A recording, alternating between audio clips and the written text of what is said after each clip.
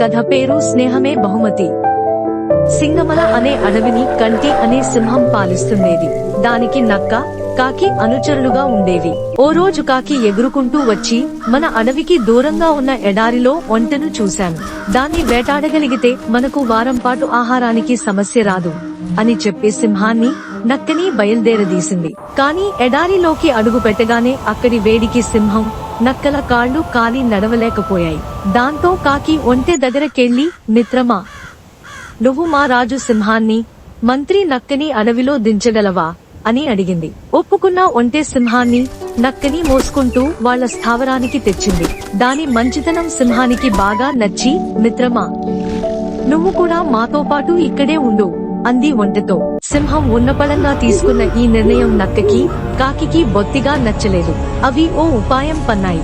మహారాజా, కాళ్లు కాలడం వల్ల మీరు ఇప్పట్లో వేటాడలేరు. మీరు ఆకలితో ఉండటం మేం చూడలేము. కాబట్టి మమ్మల్ని తినండి అన్నాయి.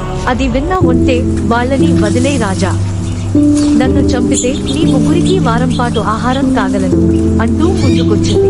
నక్క, కాకి ఆ మాట కోసమే ఇలా నాటకమాడాయని సింహానికి అర్థమైపోయింది.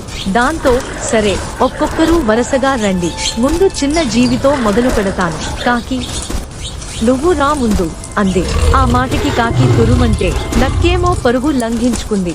అంటే సింహాలు మాత్రం అప్పటి నుంచి మంచి స్నేహితులుగా ఉండిపోయాయి.